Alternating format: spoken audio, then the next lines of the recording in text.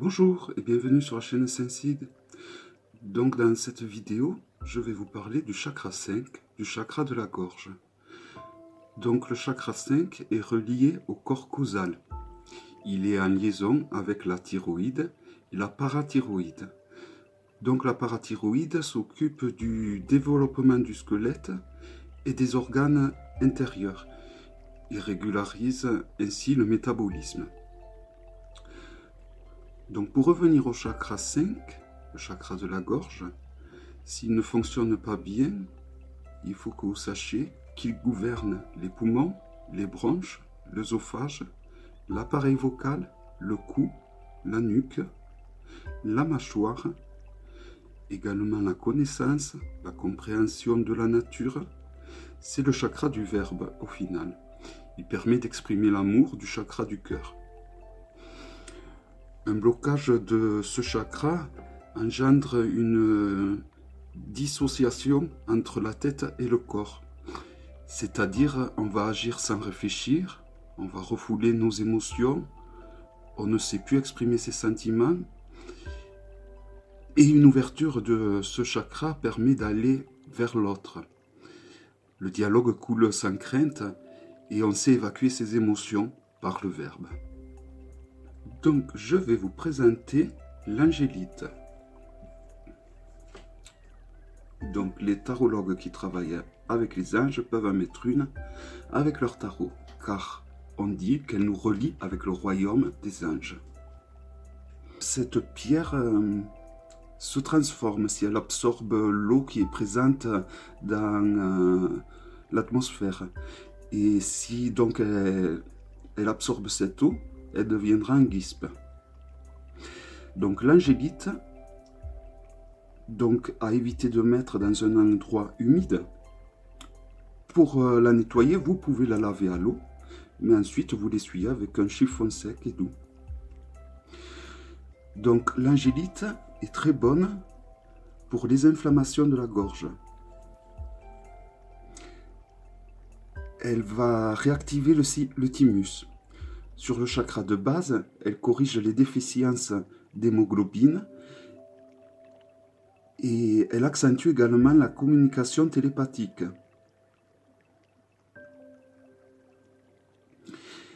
Elle atténue la colère sur le plexus solaire. C'est une bonne aide donc pour les voyages astrals car elle permet le lâcher-prise. Voilà, c'était donc pour l'angélite. Donc la calcédoine bleue, donc là il y en a une de polie, et là une de brute, et ici une de brute cristallisée. Donc tout ce qui touche les affections du larynx, elle atténue l'enrouement, elle rétablit les infections de la voix. Elle est apportée sur la gorge avec un foulard ou un spaladrap. C'est la pierre des chanteurs, des orateurs. Sur le chakra, du plexus solaire, elle supprime les bouffées de chaleur et les inquiétudes. Elle facilitera la prise de parole en public. Elle instaure le calme et la paix.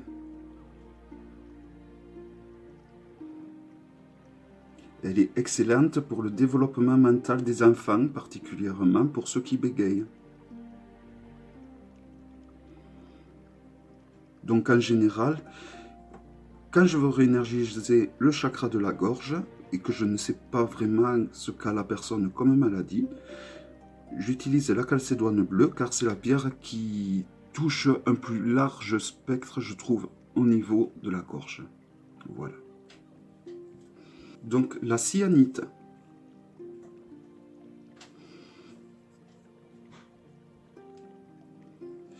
Qui contient beaucoup d'aluminium.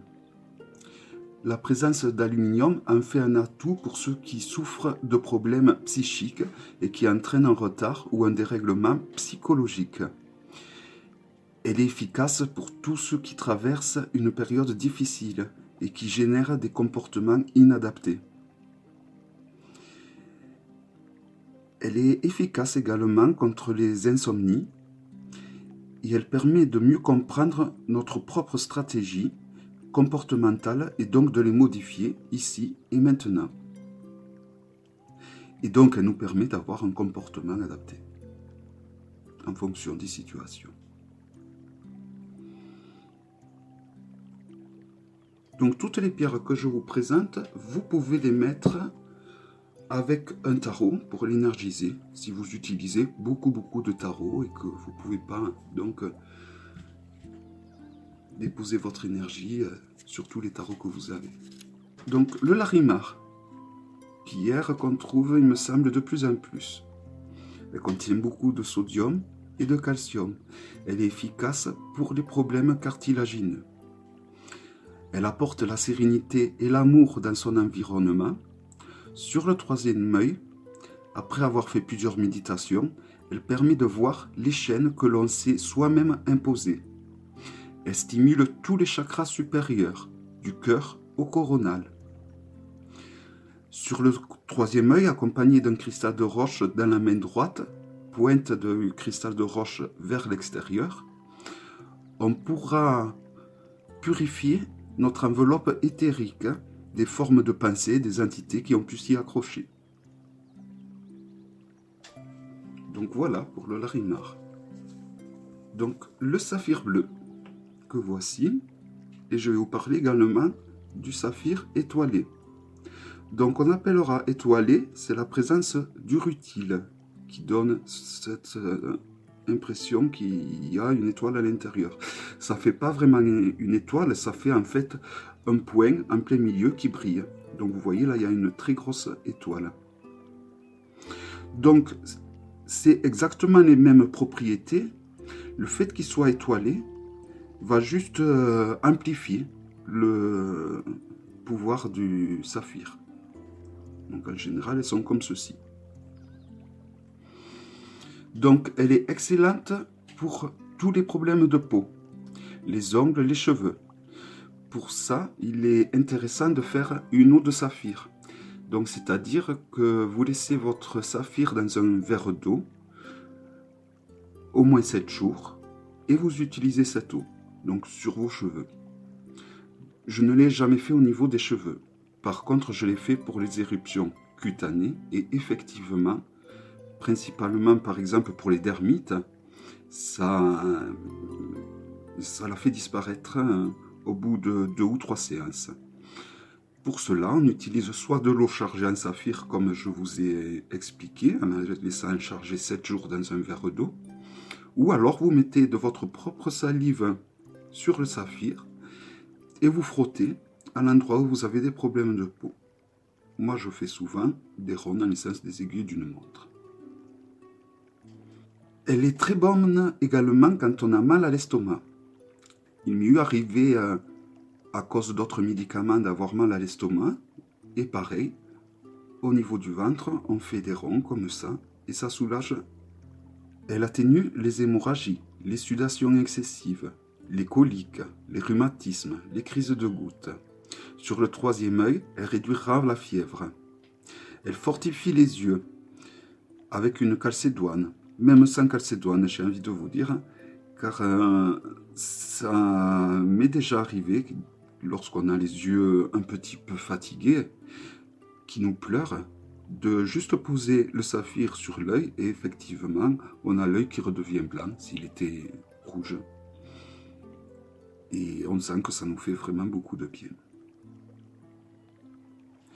Donc elle est très efficace avec une calcédoine sur le cou pour les enfants qui bégayent. S'il est d'un bleu soutenu, il permettra un développement spirituel important. J'ai envie de rajouter à cela, s'il est d'un bleu soutenu et s'il s'agit d'un saphir étoilé, bien évidemment. Ils ne sont pas plus chers que les autres. Alors on dit qu'offrir un saphir à la personne que l'on aime va créer une liaison forte d'empreinte de fidélité et va développer les sentiments chez notre partenaire. Donc il faut toujours offrir un saphir à la personne que l'on aime. Donc le rutile a la particularité de renvoyer le mal à son expéditeur. Donc ça en fait également une pierre de protection si vous avez un saphir étoilé. Alors la tourmaline bleue qui contient du lithium. Donc là j'en ai une qui est sur du quartz, sur du cristal de roche donc. On la voit très vaguement. Ou sinon, comme ceci, et une avec un bleu plus pâle, comme cela. Donc c'est la plus rare des tourmalines, donc la plus chère. Elle renforce le larynx, la thyroïde, les poumons, et elle donne beaucoup d'énergie au thymus. Donc ça en fait une pierre très intéressante à utiliser pour les maladies graves, telles que le cancer. Des maladies où le système immunitaire a besoin d'être fortement stimulé, car la tourmaline bleue va stimuler votre système immunitaire. Sur le troisième œil, elle soulagera des douleurs aux yeux et apportera à votre cerveau un surcroît de créativité. Au final, elle permettra de mieux voir l'origine de nos maladies psychosomatiques, ce qui est un premier pas vers la guérison.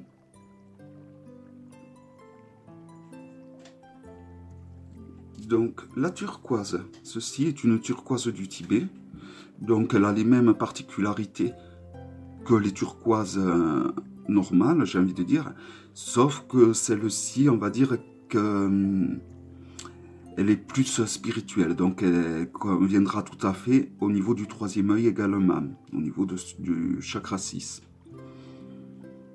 Donc c'est une pierre bien vivante, car elle peut donc changer de couleur au gré des influences énergétiques qu'elle reçoit.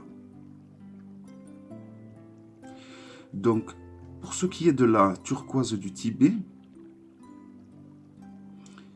elle est chargée au final d'une haute énergie spirituelle qui éliminera le négatif. Toutes les turquoises éliminent le négatif, mais principalement le négatif qui vient de nous-mêmes. Donc, elles nous purifient de nous-mêmes.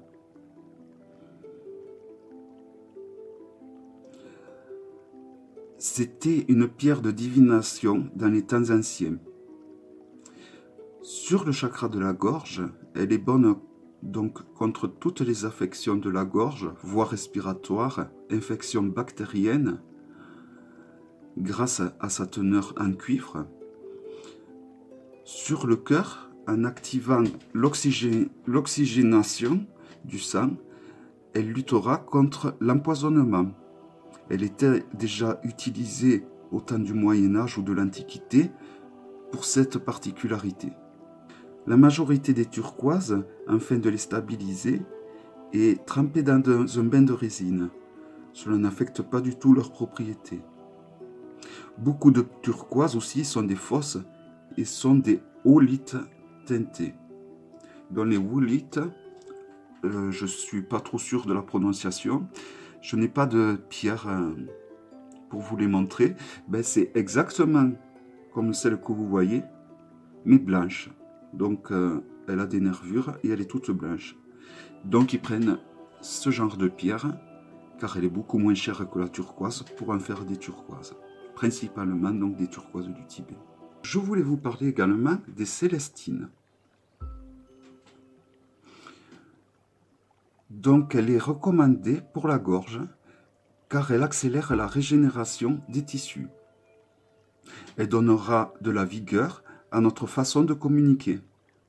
Lors de périodes d'angoisse, elle va régulariser votre respiration. Elle favorise également les activités mentales en clarifiant vos idées.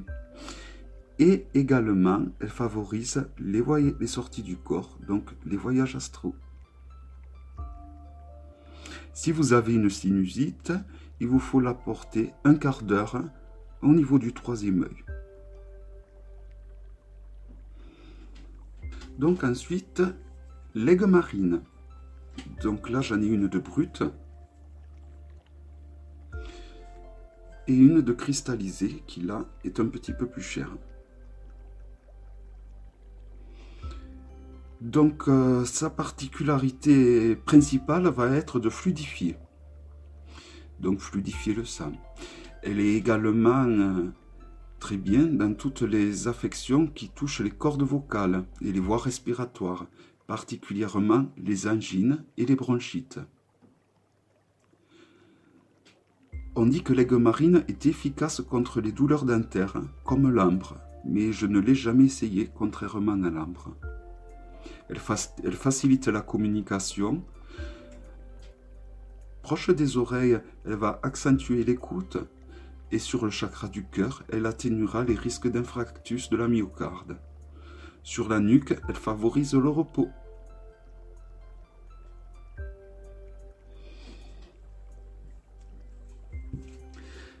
J'espère que ces vidéos vous auront plu et je vous donne rendez-vous à la semaine prochaine pour le chakra 6, le chakra du troisième œil.